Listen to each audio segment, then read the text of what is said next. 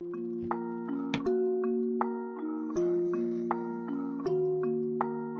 since a baby, I've been trying to get away, trying to lock in the guap, trying to block with the pain. I'm a blind old boss, I'm on top of the game. I've been plotting a lot, now I'm tossing your bait. Yeah, my pops got caught, didn't lock them away. My mom fought hard, 5 jobs in a day. I'll be dropping the box, and I'm copping the pain. We off to the stars to a tropical place. Ooh, yeah, I'm spitting it heavy, the mission is steady. Your bitches are jelly, I'm ditching the petty. You're digging for pennies, I'm itching and ready. I open my heart when I listen to Shetty. I'm bold like a boss, but I'm little like Debbie. I know it's a boss, I got richer than Getty. I'm holding the guap and I'm whipping the Yeti, yeah, Kari can play with advanced moves. I'm fucking my girl and her man too. I'm taking the ball like the Randu. My soul is the one that I can't lose. I soak up the sun like a sand dune. I'm holding up love with the bamboo. I'm rolling the blunt by the candle.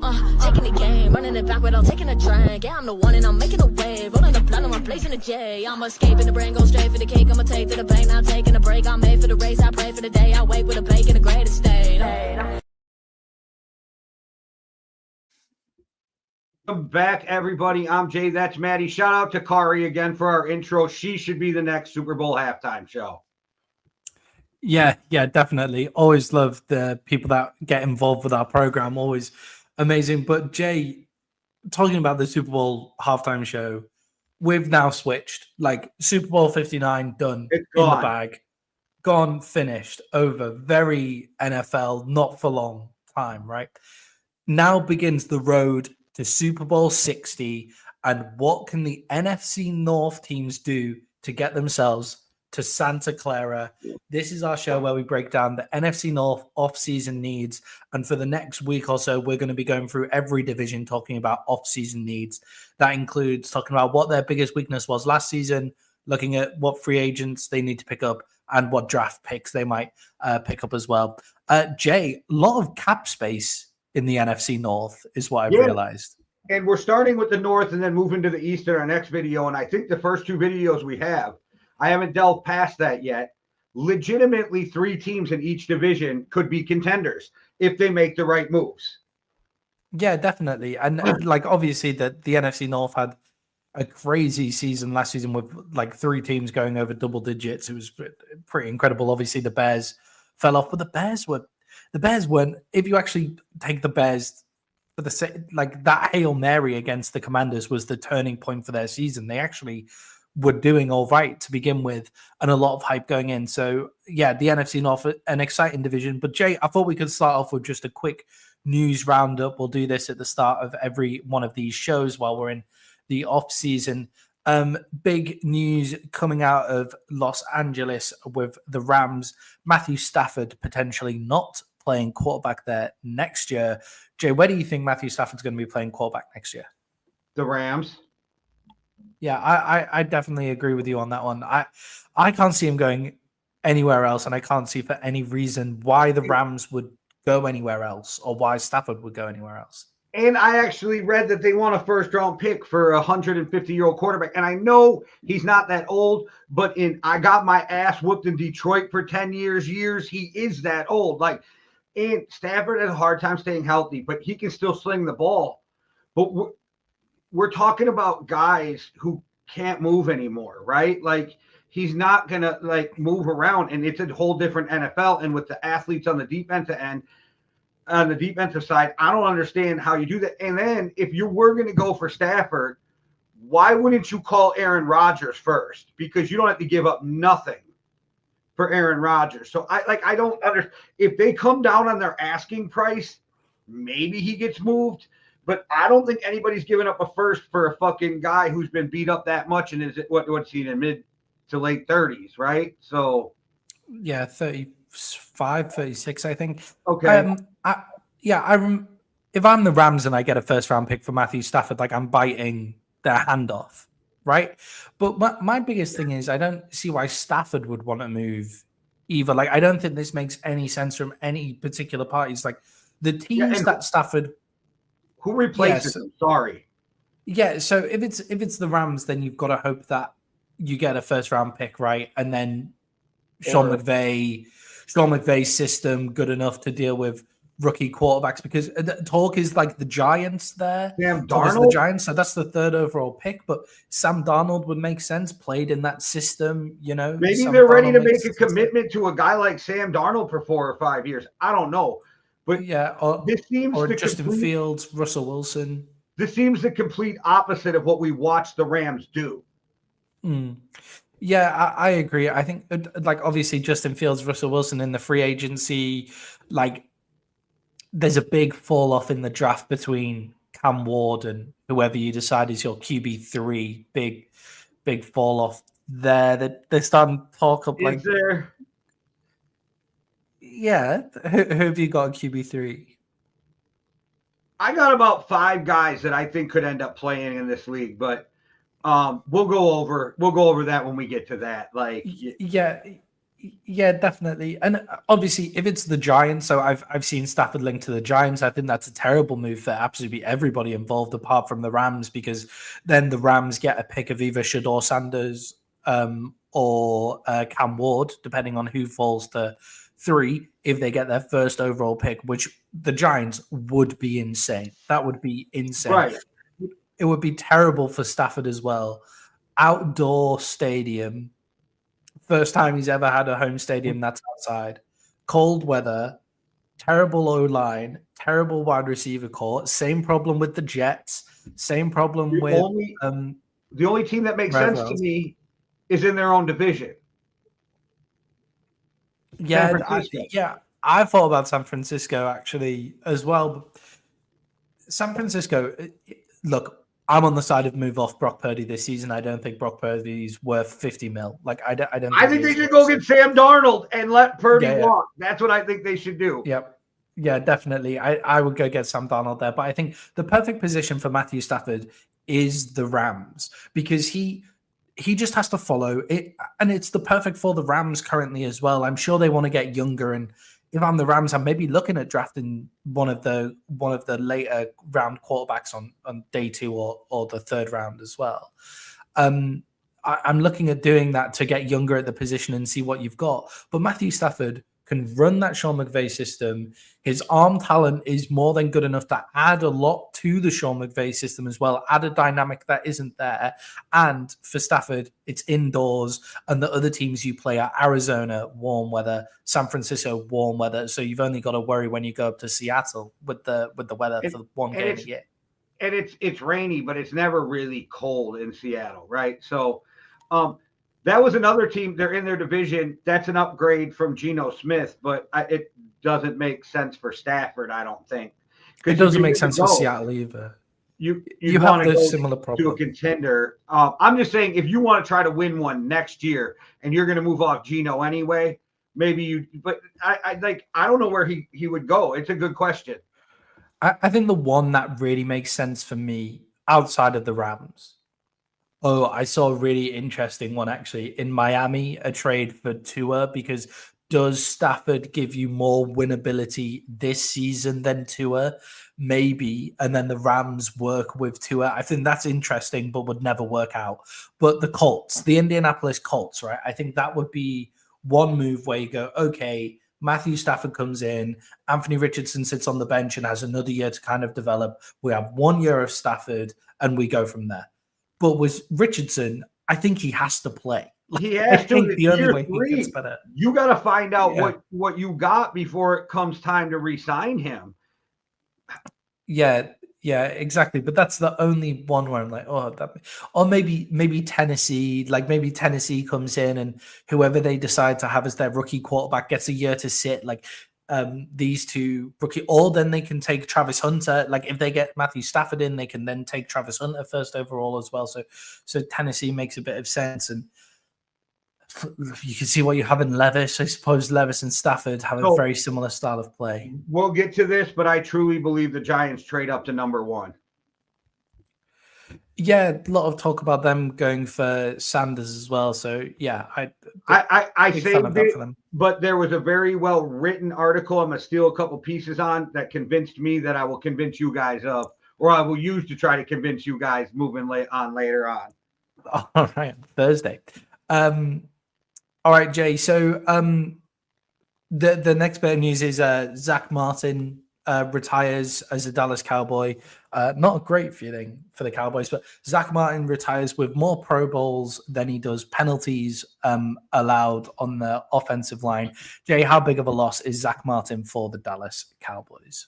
Okay, anybody on that offensive line leaving is a loss, but I mean, dude's kind of a legend in Dallas. Yeah, so the thing is with Zach Martin leaving, right, is he's part of that Tyron Smith mold. Like, did we really, like, moving on from Tyron Smith does look like it was the right decision. Didn't really do well for the Jets. Like, yes, we had our problems at left tackle as well, but at least we're having those problems with a rookie, right? Zach Martin also got injured in the middle of the season and missed most of the season from going in the middle of the season. So it probably is the right time to move on. It's just would have liked one more year maybe with Zach Martin as the leader in that dressing room, making guys like Cooper B better, making guys like Tyler Smith better, like as well. And that O-line is very young now, very, very young, with Guyton going into his second year, Tyler Smith going into his third year, Cooper Beebe going into his second year, and then whoever we put at right guard, and then Terrence Steele shouldn't be playing for us this season as well. So it's a very, very young locker room on O-line, so could really do with Zach Martin there. Over under how many games before Dak gets killed? I think the offensive line will be better this year, but I feel like that. Yeah, I feel like I'll take the over on that. I'll take the over on 6. All right. Okay, I'll take the over on 6. I'm not wishing Dak to get killed, by the way, you guys. This is not no Dak hate. I'm just saying, if they don't make some off-season moves. And, Jerry, why are you not already having an extension with Parsons done? That's what I want to know. He's one of your players. You can be negotiating right now. Just get it fucking done. Just get it fucking done. Also, why is Osa Odigizua made it to, like, free agency? Why has that happened? Like, he's not an amazing, like, run-stopping D tackle, but the guy is a fucking freak interior pass rush. Like, how has he made it to free agency? Like, he wouldn't have commanded that much money. He's not like tear the world up amazing unless you watch him, like, every week and you go, oh yeah, if we had a decent D tackle next to him who could stop the run, he'd be a freak here. But I don't understand that. So yeah, great. Some more offseason moves that the Cowboys need to make. But Zach Martin, great career, absolute legend, and like huge respect. Jay, former Cowboy, Kellen Moore. Oh, sorry, go on, Jay. Just gonna question, and I don't know this for sure. Was he a Badger? No idea. Zach Martin. Oh, it's not a big deal. Oh, no. I was thinking of your old center. Fucking, I forget his name. Fitzpatrick. No, but not a big deal. We can keep it moving. I just random questions by Travis Fredericks. That's he was a Badger. Yeah, he was.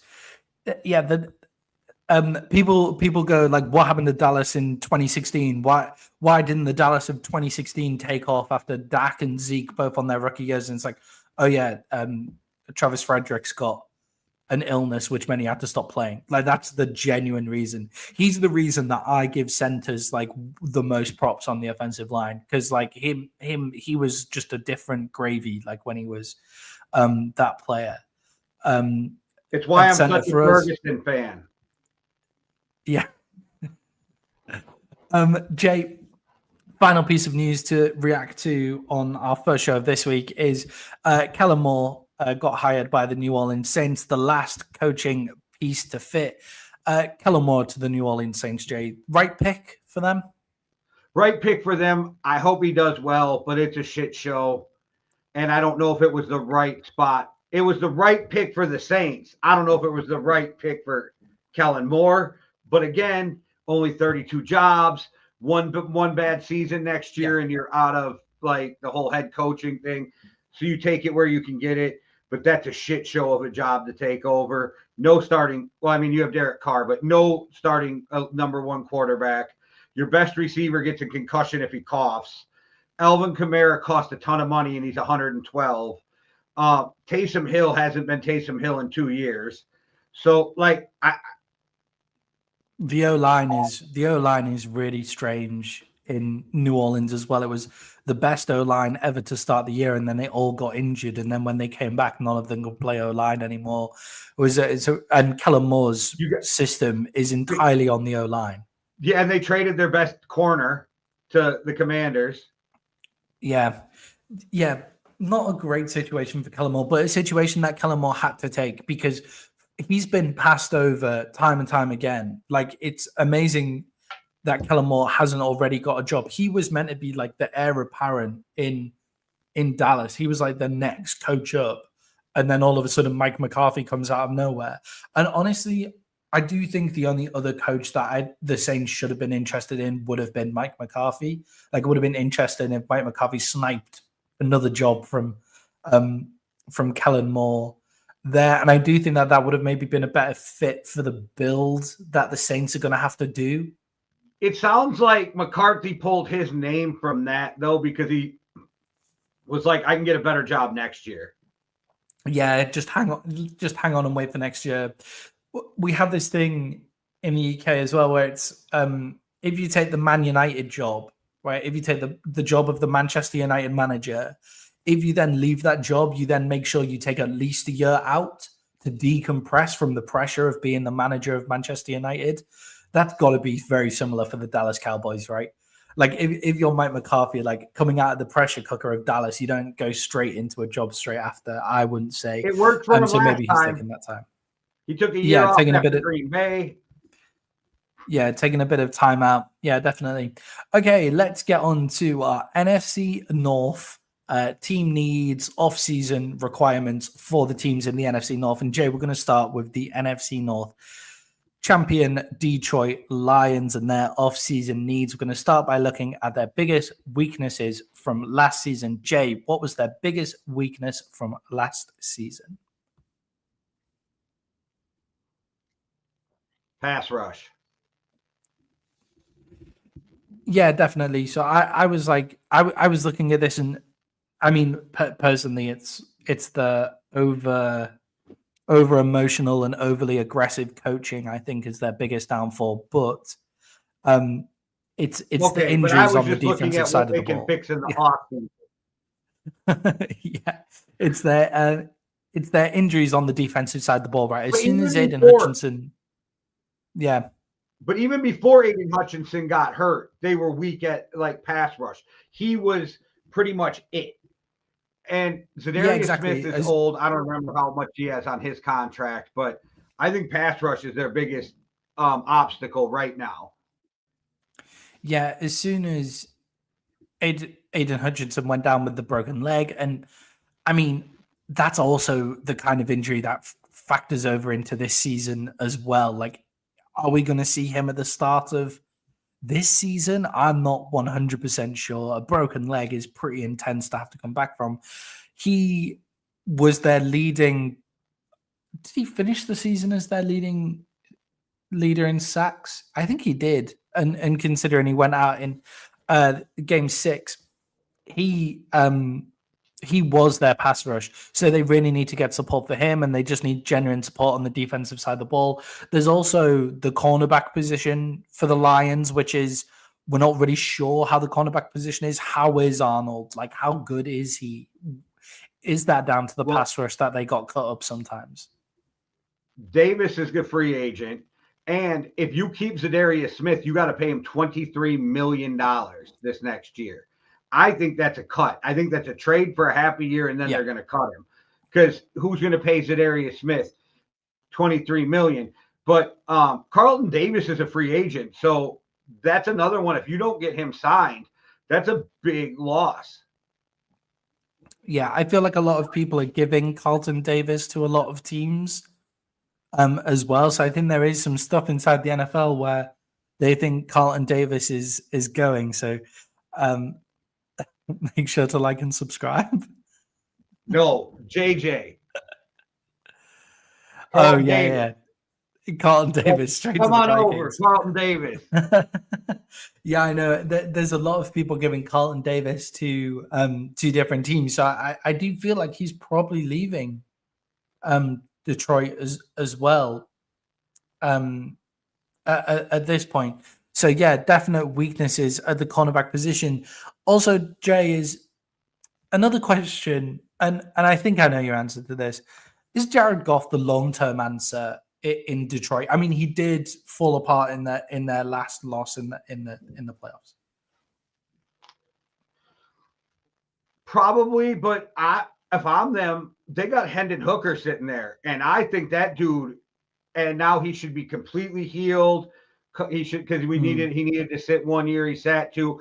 If they're not going to play him, you got to trade him, because I think there's people out there that would give you value for him. And I've been pounding the table for him, but I'm not the only one. Like, if you watch Florio, why did I just speak? Rodney Harrison's been beating the table for everybody to go out and get Hendon Hooker. Like, I think they got a quarterback in waiting that can play. So I feel like they're almost in the, if Kirk Cousins would have stayed, Kirk Cousins and Penix, or if Kirk Cousins would have stayed with Kirk Cousins and JJ, what do you do? At what point? Because you're in a Super Bowl window, but what point do you pull the trigger on the young guy? Or do you trade it? Yeah. Yeah, and I think with Jared Goff, I think they're at this point where, look, Jared Goff is probably a top 10 quarterback in the NFL, or at least played like it last season. Like, if we were to go down, it would be difficult to keep Jared Goff out. There was a time where, in my mind, he was the MVP last year. Yeah, definitely. And he, let's not forget, he went to a Super Bowl. Jared Goff has been to a Super Bowl and an NFC Championship game. Yeah, sorry, 2 Super Bowls and an NFC Championship game as well.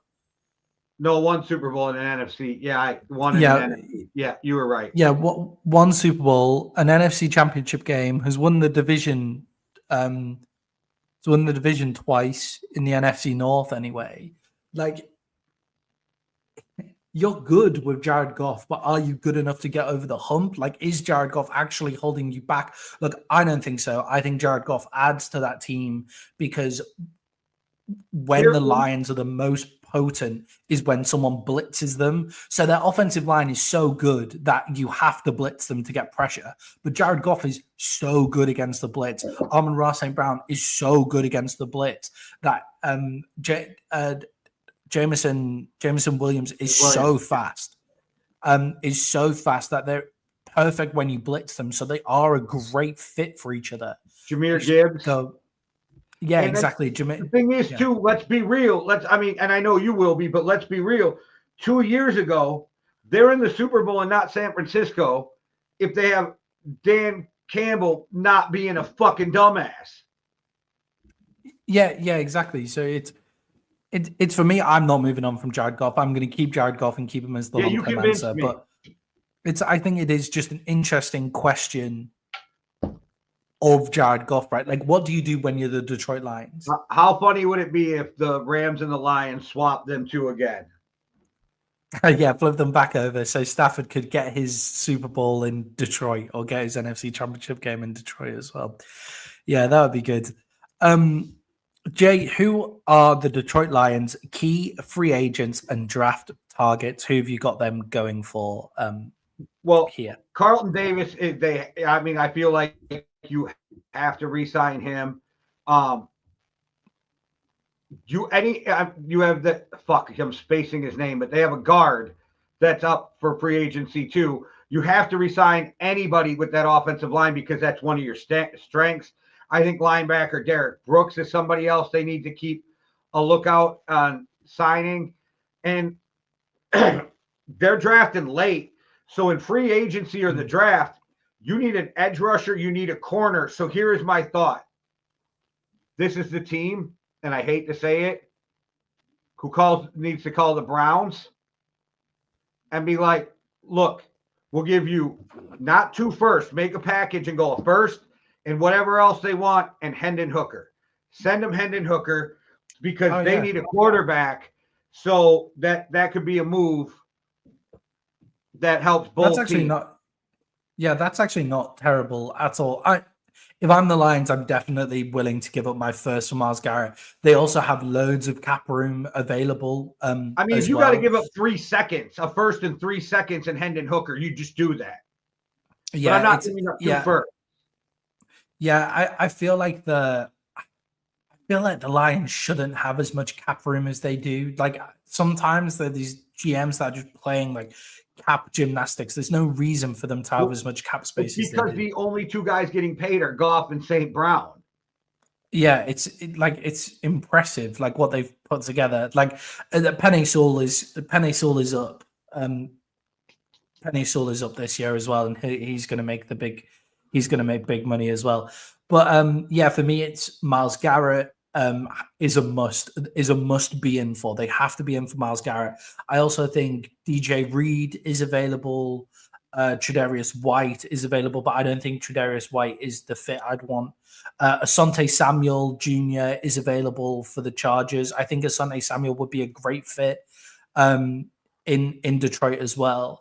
And then it's a relatively deep edge rushing class in the draft, or like a lot of interior defensive linemen as well. And I think Princely Oman Mialen, the edge at Ole Miss, I'm not going to be able to even try and pronounce that again.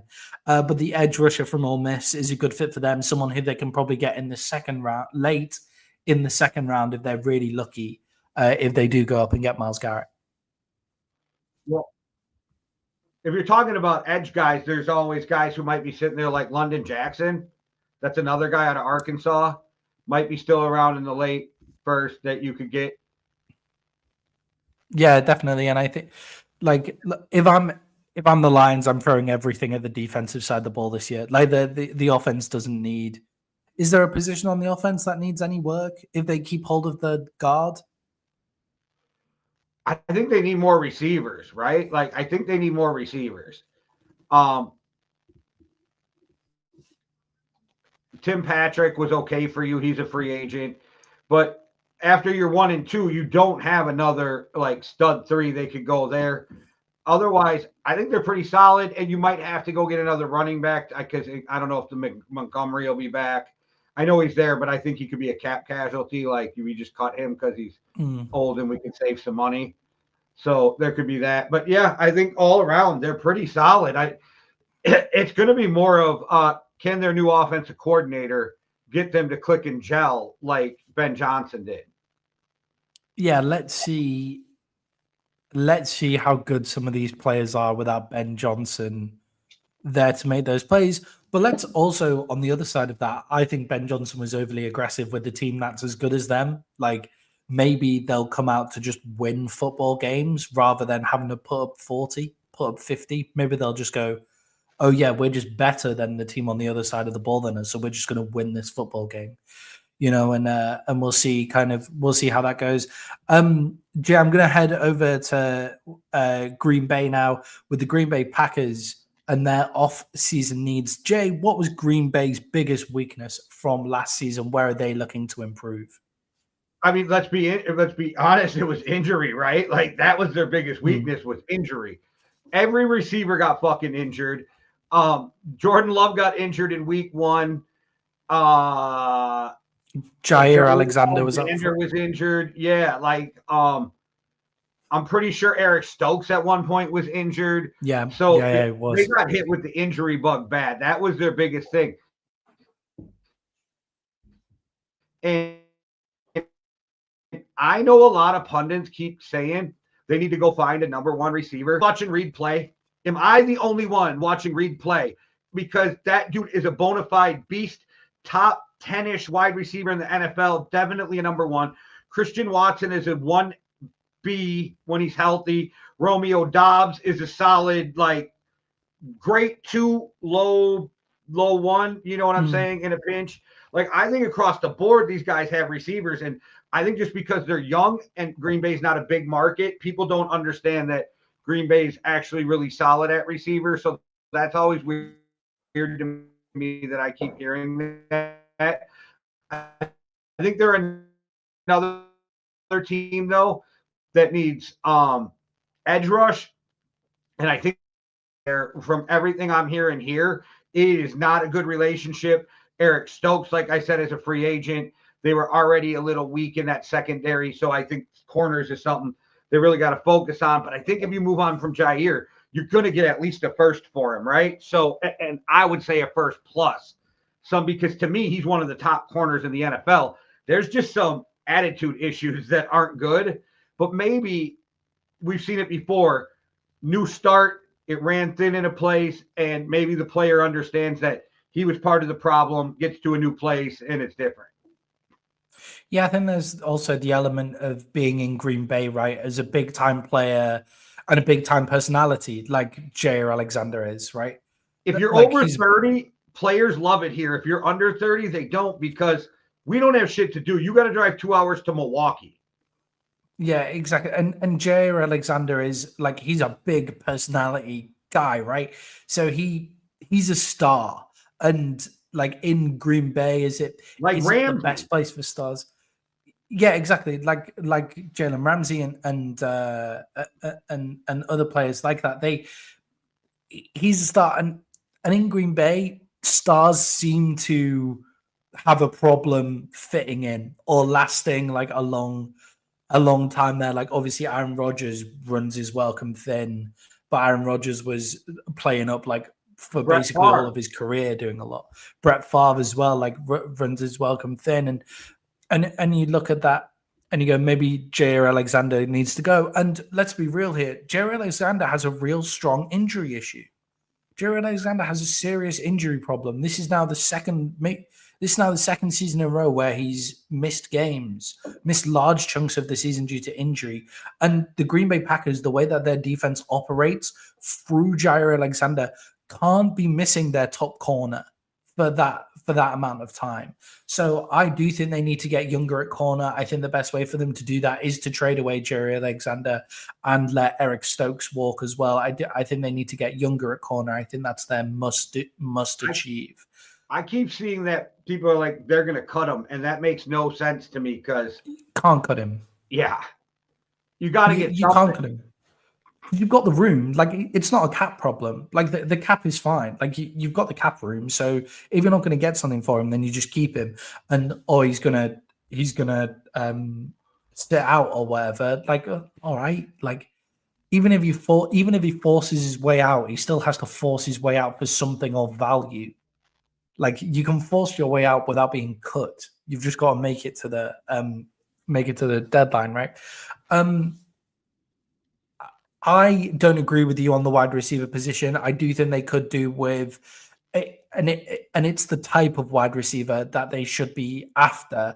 And there's only one player, a wide receiver, that I think they should try and get. And if they don't go for anyone else, if they don't get him, then okay, just roll with the wide receivers that you've got, because I do really like their wide receiving core. I do think it's fantastic. I do, when I look at them on the field, go, that 1X wide receiver, right? That outside man who's just going to completely dominate. And if they could get T. Higgins, then I do think that changes a lot for Jordan Love. And that because for me, that other biggest weakness was inconsistency at the quarterback position. So Jordan Love is inconsistent, has been inconsistent with this whole time there. So does a veteran number one wide receiver help your consistency as well as what I'm looking at?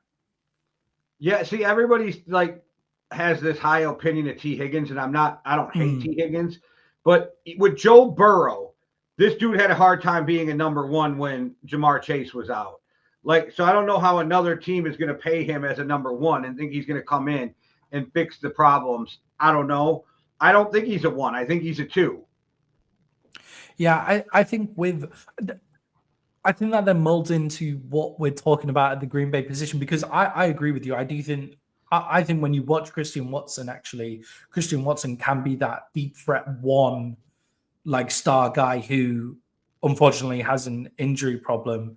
And then is it DJ Reed? That's he's outstanding. Like he's unbelievable as well. So I do think he has the talent to be a one, but I'm talking that type of receiver, that veteran will just go, that veteran big body guy that will just go up and win a ball for Jordan Love, because Jordan Love's inconsistency has been a problem, and that could be down to not having that type of wide receiver in the building as well. So if I'm the Green Bay Packers and I have the cap space available to give to T. Higgins, because I don't want to go give it to any of the cornerbacks that are available in free agency, because then I'll just keep the cornerbacks that I've got. I want to get younger and healthier at the cornerback position, make sure that they're always available. So I'm attacking cornerback in the draft.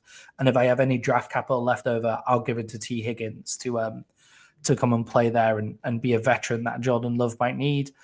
But the Green Bay Packers, really solid season, although not spoken about as highly as obviously the Lions and the Vikings were. It's because they came third in their division. Yeah, and I think a guy that might be sitting there when they draft, because I think he's totally underrated, and I don't understand why, because to me he's one of the better cornerbacks in the draft, but it's Jahdae Barron, cornerback out of Texas. I think he's one of the better corners in the draft, but people don't have him very high, and they have him sliding. If Green Bay can get him, even if you keep Jair, holy fuck, that I think then you upgrade that secondary right there. Yeah, I wanted to give them Jahdae Barron, but I don't know. I could see him being one of the late risers in draft boards everywhere. But yeah, he better be. That kid can play. Yeah. He's so solid. I've seen mocks of him falling to the Vikings at 24. Which would be amazing. It'd be amazing. It's never going to happen, though. I don't even think that's a reality. Yeah, for me, like obviously the other pick that would be great for them would be kind of like if Will Johnson, the cornerback from Michigan, fell to them. Like I can see one of these cornerbacks falling and these cornerbacks rising and stuff like that. So Will Johnson, cornerback from Michigan, but I think a more realistic aspect is kind of Trey Amos from Ole Miss. My second Ole Miss pick of the day, but I like Trey Amos, and I think he would fit in well there. But if I'm the Packers, I want to come away with a few DBs, to be honest. And they had a lot of kicking problems last year, and McManus is a free agent, so I don't know if they're going to re-sign him or address that in free agency or the draft, but they had a lot of problems with kicking. Yeah, McManus was okay though. No, once he started kicking, they were fine. So I'd be surprised if they didn't bring. Yeah, but in the NFL, if you got okay, aren't you always trying to upgrade? Yeah, that's a fair point. I always used to love McManus for fantasy when he was at Denver, but that's just because when you're the kicker at Denver, you can crush them from like 60 yards back and get ridiculous point scores there. But yeah, I always quite like McManus. Yeah, Green Bay, exciting team as well. Jay, we're going to leave the Minnesota Vikings for the end, I think. We're going to go to Chicago, where the Chicago Bears are asking themselves, what can Ben Johnson do for Caleb Williams? Jay, what were the Chicago Bears' biggest weaknesses last season? What are their main problems to fix in the off season? Besides coaching? Besides coaching. Okay, the offensive line could use some upgrades. I don't think it's as horrible as some people think, but it needs upgrades. I'm not 100% sold on Caleb Williams yet, and people crushed me when I said this last year about him coming out of the draft. I don't know if they can get him to play big boy NFL football, stay in the pocket, move around, not try to run and play hero ball. It didn't work his last year at USC, and it didn't work last year. So maybe they'll get him to come around. But honestly, like if you think about them, they don't even have that many guys that they have to worry about leaving. I mean, it's Keenan Allen, Mercedes Lewis, and I think you can let all three of them walk and not have a problem. So I think they just go spend this enormous amount of money they have. I don't even remember how much it it was. They just have a shitload of money. And I think it's like 75 million, if I remember correctly. And once you go take it fix out, the once offensive you take defensive holes on the line. Fix the holes on the offensive and defensive line. Spend that money. Spend all your draft capital. Go fix the line. And Ben Johnson has to prove he can be the man, the motivator, not just the offensive coordinator. He has to be the leader of men now. So that needs to be proven. Caleb needs to prove he can play big boy NFL football. He's got the talent, but he's got to prove he can do it. And they just need, honestly, you can always add weapons because that's always smart and good. But you need to fix the offensive defensive line, and you got 75 million in cap space. Yeah, I think once you adjust it for their draft picks, once you take the draft pick money out that's already assigned to them, it's something like 65, 68 million, like something ridiculous like that for them to play around with, which is a lot of fun, I imagine, sitting as a GM. And for me, Myles Garrett probably doesn't want to go there because obviously he wants to go to a contender.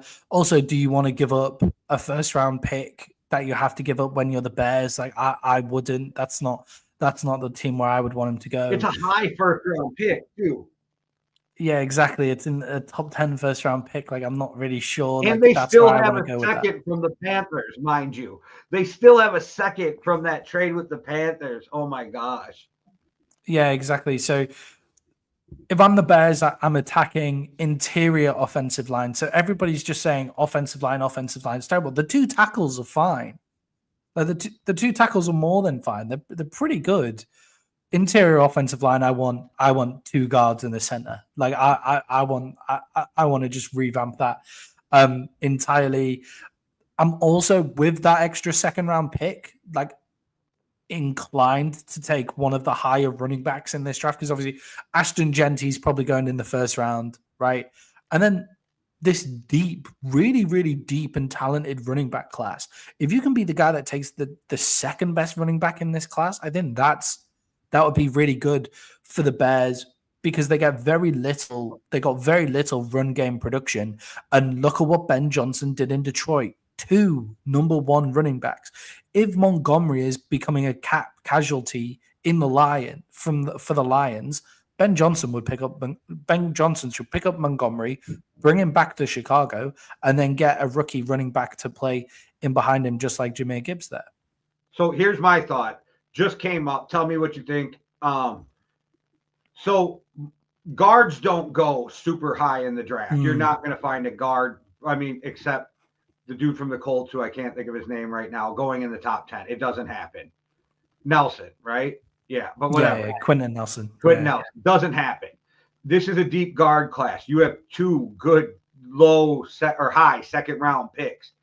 Maybe grab fucking your running back at 9 in Austin Genty, get the best running back, and then go get a fucking 2 guards or a center and a guard with your 2 second pick. But here's the thing. There's a handful of really good guards hitting the free agent market this year too. So maybe you can fix that with the money, and then it even opens you up more to take Genty at 9. I don't know. I'm not a first round running back guy, but there is certain guys that, like Jahmyr Gibbs, was absolutely worth that first round pick. Saquon Barkley, absolutely worth a first round pick. Josh Jacobs, absolutely worth a first round pick. So there is guys. Zeke was actually worth the first round pick. Wasn't worth the big contract. Yeah. It was still normal back then to get a first round running back. Yeah, that's true. I agree to a point where I've gone and said, I thought exactly the same as you. I thought, look, if I'm going guard, so the Bears ideally want to come away with Trey Smith from the Kansas City Chiefs, offensive guard who's hit the free agency market. He's going to Minnesota. Shut your mouth. Take the money and back that up to him, right? They also have a real problem at interior defensive line, and they could use some defensive edge help for Sweat. as well. They really did fall off, like in defensive Yeah, production by if the you end of can the year. get a stud defensive player at 9, yes, do that over a running back. But I don't know if that's going to be there. But what I'm looking at is you could go get Milton Williams from the Eagles D tackle. Like you can go get him from free agency, possibly the best player in the NFC Championship game, by the way. Like you can go get him as well, or you can get Hassan Reddick and go get him out of the Jets as well. Like there's loads of options for those defensive players that would upgrade you on the defensive line because you don't need much and you have so much money that you can do those kind of moves instead of Myles Garrett. Hendricks wants out of Cincinnati. Yeah. If they could get Hendricks, then that would be absolutely insane. Like that would be like the pick of picks. That would be brilliant. But then if you think you can get Tyler Booker, the interior offensive lineman from Alabama, if you think that he might fall to you in the second round of the draft, right? The top of the second round of the draft, if you think you can get him, so then you've got Tyler Smith and him as your guards, and then centers you can pick up third, fourth, fifth round, whatever. Then I have no problem with you taking an Ashton Genty. But the player that I would actually pick for them, and I think would be a lot of fun to watch in a Ben Johnson offense, is not in a position of need at all. Tyler Warren, tight end out of Penn State. Where did Caleb Williams look the most comfortable throwing in his play was to Cole Kmet. Like he looked so comfortable throwing to Cole Kmet. You're without Keenan Allen, so you're giving up that wide receiver over the middle. Bring in the receiving tight end. That guy's a freak in Penn State. Would be an awesome addition for Caleb Williams and a guy that you don't mind picking at 9 in the draft, right? And Ben Johnson ran quite a bit of 2 tight end offense anyway. Yeah, exactly. And they're kind of similar in aspects to Sam Laporta as well. Like that's the guy that I would pick at 9 if I was them, if I think I'm going to get my interior offensive lineman. This is a trade back draft for a lot of people. And I wouldn't be surprised if the Bears try and trade. People who want to trade up. And I think that's where the problem comes in, right? So I think a lot of people who want to trade back are going to be stuck there picking. And let's be honest, be true to your board if you don't draft for need, right? Like, and they can always say we never draft for need. Bullshit. Teams draft for need all the time. So if you're not drafting for need, if your board doesn't match need, don't reach. Take the best guy available at 9, which might be the running back, might be a tight end, might be something that's more of a luxury pick. But because you may have already spent the money to fix needs, you might have the luxury of doing that. I just think the 2 biggest questions, because I really believe Ryan Poles is going to fix both those lines. I think he'll figure it out. I actually think he's a pretty good GM. I just think he made some bad quarterback decision, coaching decision at first too. But I think picking players, he's done well. I'm just not sold on Caleb Williams yet. Not saying he won't come around. And I'm not sold that Ben Johnson is a leader of men. Not saying he can't. I just need to see it. Yeah, I think the Bears, they really need to approach this like the Lions approached the Dan Campbell era. Remember when Dan Campbell came in, Jay, and we said, look, the guy, he's going to need 3 years. You need to do this on a basis of your building to something now. Like the NFL for so long has been if you don't get this right in the first year, you're gone. And we're now starting to see teams who give coaches that time, give GMs that time to actually enact their plan. They're then creating amazing rosters that, like the Eagles, for example, would have been quite easy after Jalen Hurts' first season and after them falling off after the Super Bowl to say, okay, Howie, time's up or and stuff like that. It would have been easy after Nick Sirianni's fucking press conferences and everything to say we're taking the reins away from Nick Sirianni and stuff. It would have been very easy to do, but they made the right call and now look where they are, right? Continuity is great. So I think they need to give, unless it's just really clear from day one that Ben Johnson isn't a head coach, then you really need to give him and Poles now the runway with this amount of money, with this amount of draft capital. And if I'm picking a team to be the GM of in this division, I would actually kind of want the Bears, because then you have the money, you have the draft capital to actually do things and make it in your own image and stuff like that. Obviously, it's an easier job to take one of the other three who got double-digit wins last year. But Jay, finally, your team, the Minnesota Vikings, finished second in the division after having a great year. Jay, what was the biggest weakness of the Minnesota Vikings last season?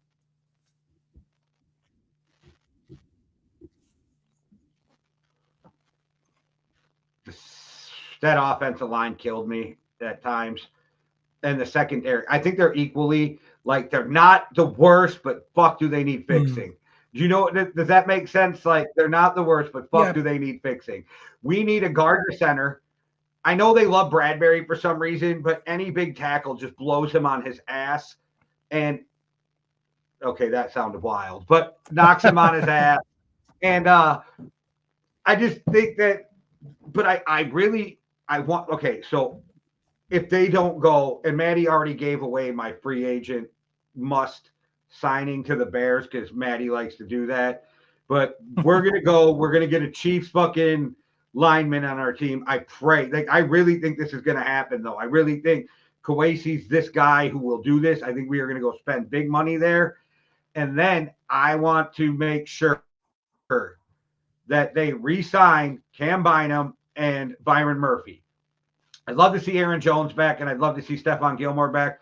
But those are the only two that those are must resigns. And then you got to go get a corner. You got to get another corner, right? So if that's free agency, if that's the draft, but Minnesota needs to fix their secondary, and they need to fix their offensive line. And then I would like to see them draft a running back or sign another veteran behind Aaron Jones and Cam Akers. But the Vikings have a shit ton of money too. So I'm kind of hoping that they just go out there on a wild spending spree. And I think this is what Kawasi said he was pretty much planning for, to get us in good cap space, get us younger, and then spend all that money. And if they bring Sam Darnold back, I'm going to be the most angry Vikings fan in the history of Vikings fans.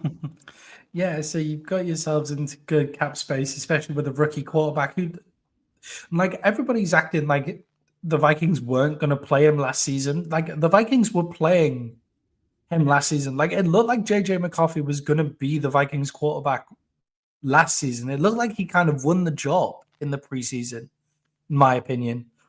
So they've got the quarterback that they want on a rookie deal, like, ready to go.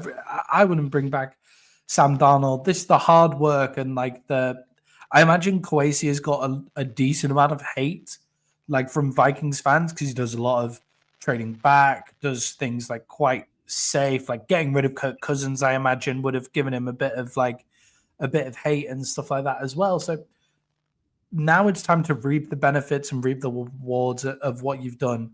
For me, this is a window where it's the most important to hold on to your players in free agency, because for me, the only real weakness, the only real weakness of the Vikings, you don't have the top end stuff of the Lions, but the only weakness was Sam Darnold's inconsistency. Like, the only times where the Vikings looked bad was when Sam Darnold played terribly in that game as well. In those games as well. And you've kind of already addressed that with who you're bringing in. So for me, it's about holding on to those players that you want to hold on to, your Byron Murphys. I would hold on to Aaron Jones as well. I think he looked great. And I don't think it'll cost you too much. But I do agree you have to get younger at corner. Yeah, I do think that Jones really likes being there and will take a little bit of a haircut to stay. Yeah, and you have to get younger at corner. Well, that's a must. Siobhan Revelle, cornerback, East Carolina, 24th pick by the Minnesota Vikings. I love this kid. He's 6 foot. He's 6'3". He's 6'3", long, can move and run, great hips. That's who I want at 24. Yeah, I mean, I've given you guys actually Tyler Booker, and I've given you the interior O lineman from Alabama. I've also given you JD Barron, cornerback for Texas as well, but I don't think he's going to be there. If he is there, I either. will take him. I was trying to be realistic with somebody I thought would be there. And I don't think we're going to need the offensive guard because I truly believe Kwesi's going all in from the reports. And let me ask you, if you're a free agent and you go to the Bears and then you go visit the Vikings, who now again have been rated by the players the number one place to play with the number one facilities, and 3 years in a row have been up at the top. And you get to that stadium and you see that and you know how good that they were last year. Where are you rather going to play? I'm just saying, both. Yeah, and you've just come from Kansas City as well. Just so you know, I'm also going to be giving Tyler Smith to the Dallas Cowboys when we do the NFC East one, but I'm not sure they've got the money to. But Zach Martin's money is off the cap, so we have some cap now to go do that. So I'll be giving him to the Dallas Cowboys as well. They'll Do you have to go get into any anybody. dead cap with Zach Martin's retirement? Not loads, like Okay. like very, very little, which is good. Which I imagine is why he retired when he did, rather than. And if you do, he can announce it now, but he can do what Drew Brees did and not sign his retirement paper until June 1st, and that'll let you split it over 2 years. Yeah, exactly. Well, hopefully he will. But yeah, we'll be giving him to whoever. But yeah, if it's between the Vikings and the Bears, then you're coming straight from Kansas City. Do you want to have to go build in Chicago? But I mean, Chicago is a great city and everything, so maybe that factors into Minnesota Minneapolis as well. So maybe that factors into a few things. But yeah, I don't think you just need to address guard and corner, really. But Jay, my biggest question for the Vikings is, what the fuck do you guys do in the draft? I'd like to replace our center too. Yeah, but what do you guys do in the draft? You have 4 draft picks. 4 draft picks. So little draft capital. Have you got any plans on how to expand some of those draft picks, Jay?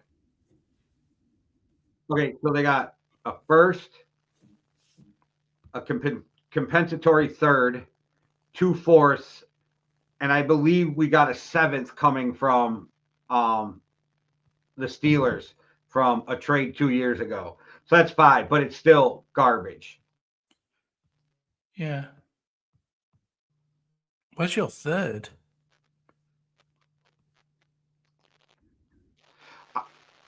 In a perfect, we got a compensatory You had to trade third. your third. Oh, right. Okay, cool. Got you. Sorry. My bad. Yeah, there it is. Sorry. Yeah. So we have a compensatory third. Yeah. I also think that Kwesi may trade off like Bradbury for a 5th before the draft. I think you might see Ingram go for like a 7th before the draft, because I think those are positions that he'll fix in free agency. And there will be teams who will give you, because they're not owed a ton of money, they're low contract, so they'll give you like a 5th for a starting center. You know what I mean? You can get that. Yep. And then so I think they'll end up with a couple more draft picks before then, but it's not going to be loads of like top end. That's why I really think that you just load up on really good free agents with this cap money. And then the first round, you take another guy who will start for you, and then you go for depth, right? You're drafting for depth with the rest of those picks, which I'm not mad at, because you draft and develop. I love the idea of drafting and developing. And I don't think people realize, like, if you watch the last couple years, they're not huge on just starting a rookie anyway. Like, that's not their biggest thing. They didn't do it with Dallas Turner. They didn't do it with JJ. Like, they want to work these guys in, get them settled into being NFL players and not have them swimming. So I think that I like the idea of draft and developing, and I like they have a lot of good things to say about guys who are coming up too that we barely have got to see. So I kind of got to take just the coaching staff's word on that at this point. But that makes me excited about our linebacker core and different things. So we'll see. I'm excited for this season, though. I'm really excited for JJ to play. And yeah, I think with only having 4, maybe 5 draft picks. What's quite interesting about that is the amount of work that you can put into just each draft pick. Yeah. So, like, you can just have everybody just going, right, who's going to be anywhere near like these draft picks, and just really go into that. Like the teams that have like 7, 8, like, yeah, obviously, like you want as many More lottery picks as possible. Yeah. You want as many lottery picks as possible, like, of course. But if you have 4, 5, are you able to then put in the work to stop it being a lottery pick? Then would be the question, because there was years where the Rams like had 3 picks, but have nailed every single one because they went for that fuck them pick strategy. So yeah, I'd be wondering what they do. And as you say, KOC comes from that coaching tree where it's more about developing those players as well. It's funny you say that, but 2 scouts that they hired in this offseason, one from the Rams and one from the Eagles. Both pretty good scouting departments. Good scouting divisions. Just saying, yeah. I mean, hang on, because do the Eagles don't all their scouts just go to Georgia? Isn't it? Don't they just have a Georgia scouting department? Iowa. Like, Isn't that what it is? Georgia and Iowa. Oh yeah, small Iowa one as well. Yeah, the Iowa branch, that's still part of the Georgia scouting department. It's just the Iowa branch. That's how they ended up with That's how they ended up with Jalen Hurts, as they were scouting Georgia, but he happened to play for Alabama, and they're like, "Who's this guy?" Oh yeah. Oh, this guy looks okay. Yeah. They just saw it. They just happened to see one of his games. Yeah. When they were there. But yeah, Jay, I think the Vikings, it's kind of key for them to get younger on the defensive side of the ball now, but they've done a great job kind of positioning themselves. They have like $60-some million in cap space too. Yeah. Like, I haven't said this in so many years because, and I loved him when he was here, but Kirk Cousins ate up a lot of it, right? And then we had old aging guys that were like true Vikings, but Kwesi came in and said, we got to start letting these guys walk. And I know they're saying that Harrison Smith's still debating if he comes back. I am firm in belief he plays one more year. But as long as they re-sign Cam Bynum, they have Martellus, Jay Ward will be back. I think they're fine in the safety too. So you got to re-sign Bynum, you got to re-sign Murphy. And then you just got to go out and fix your holes. Yeah, I mean, they also have a really nice position for a rookie quarterback to come into, right? Like, amazing offensive-based head coach, like really healthy system with, obviously, you have the best wide receiver in the NFL, and you probably have the best wide receiver 2 in the NFL in Jordan Addison as well. Cooper Kupp will be the best wide receiver 3 when he gets cut and comes over for the rookie minute or the veteran minimum. Actually, a really, really nice fit for like a really nice possession wide receiver as well for a rookie QB. And then TJ Hawkinson, nice big body to throw it out with great hands as well. It's a really good. If he gets hurt, you still got Brandon Powell. Yeah, when everybody was saying that, Jalen Naylor as well. Do you remember when everybody was saying the Bears? Naylor's walking. Naylor's going to get paid. Yeah, he's going to get paid. Yeah. Okay. Remember when everybody was saying that the Bears were the best place that a rookie quarterback could walk into, and it was just like, how are you not seeing? I never understood how people weren't seeing Minnesota. Yeah, I was took that personally. I was amazed. I was amazed how people weren't like, hang on, Minnesota right there. Like, I don't get it. Because like even Atlanta, we'll get to Atlanta. Like Atlanta offense is fine. But yeah, Jay, we're now going to finish out the show here with our way too early NFC North divisional champions predictions. How have you got the NFC North shaping out this year from last to first? All right. So in last, I have the Bears. In fourth, people are going to call me, or in third, people are going to call me crazy. I have the Lions falling back because Ben Johnson. I could see the Packers winning this division, but I'm going to put them at 2, and I'm going to give it to the Vikings. Yeah, I think it's difficult not to put the Bears last. Not because I don't think the Bears will take a big step forward either. Like, I think the Bears will take a decent step forward. They could have 6 wins and be a way better team. Yeah, exactly. Like, they could really show some real progression. Like, this is a 2-3 year project for the Bears. here as well. I'm then going to put the Packers in third, mainly because Jordan Love's inconsistency just bugs me. Like watching Jordan Love throw the ball bugs me That's the fair. fuck out.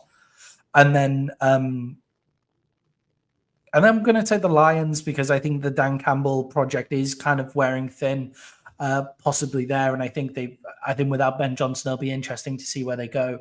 And then I'll take the Vikings first up as well because I think JJ McCarthy, people are saying that's a step back. He won that preseason starting job for me, and KOC isn't an idiot. So he's clearly a step forward from Sam Darnold. And if that was the thing that cost them those games against the Lions, it cost them the division title, they've got a better quarterback and they've got better at that position. Can we, like, people forget this is a dude who's only lost one game through high school and college. One game. I didn't know that. That's pretty impressive. Yeah, and it was in the college playoffs. That's very impressive. People talking about him putting on a lot of weight at the moment recently, and I'm like, all right, that's a decent thing for an NFL quarterback now. You want them to get a bit chunkier. And this guy had to sit around and not work out because he had a knee injury. So yeah, any athlete's going to put it on, and as soon as they get ready for training camp, they are going to eat right and just shed because they're 20-some-year-old super athletes. Like, their bodies just kick it on when they start working out. Yeah, he's like, people were talking about his weight and stuff, and like that he looks tired and he looks raggedy and stuff. And it's like, dude's going through some like really difficult rehab right now. This is also the first time he's ever made decent money in his life. Like, and he can't do anything with that money because he's like just broken from his first season of NFL football. And what was one of the main things about JJ coming out was, oh, he's a little small. Well, he's not anymore. Like, he's got the padding on. Like, he's got that quarterback padding on, which is what you need, what all the great quarterbacks have. That, like, quarterbacks shouldn't look good when they take their top off. Like, none of the best quarterbacks look good when they take their top off. Tom Brady, Pat Mahomes. Pat Mahomes is chunky now. This last draft class has the potential to be the best quarterback draft class in the history of the NFL. Yeah, it is ridiculous, isn't it? The potential that this draft class has. If JJ and Penix pan out, Bo Nix keeps just getting progressively better, right? Mm-hmm. Drake May does what gets better from what he's been doing. Jaden Daniels isn't even a question. And then Caleb Williams turns into something like, holy fuck, like what just happened? What would be really interesting is this is the best draft class of all time, and Caleb Williams is a flop. Like that would be crazy. Yeah. After the first season, I don't think it will. I think Caleb Williams will figure it out. But it would be crazy if that was because of the way that Caleb Williams came in. It would be crazy if he was the flop in that draft class. That would be absolutely nuts. Everybody, drop your NFC North off-season predictions and comments in our comments. Drop them in there. Make sure to like and subscribe. And Jay, send us out like you always do. All right, everybody. Thanks for watching. Make sure you hit the like and subscribe. Like Maddie said, do me a favor. Go over to ZuelWorld.com or -world.com. Buddy V's got all the MMA Underground merch. He's got Yankee and the Brit merch. He's got your One World, One Love shirt if that's what you want. He's got Sam K's custom Cardio is Key shirt, which has been selling like crazy. So make sure you go over that. Buddy does so much good in the community, and he sponsors fighters now. And follow him on Instagram. Every Monday, Buddy starts out early. It's still dark out with Motivational Monday to help the rest of us get motivated for the week to come. And make sure you check out Well Beyond the Arc and College Football Junkies. All right. Thanks for watching, guys. One world, one love. Deuces. Cheerio.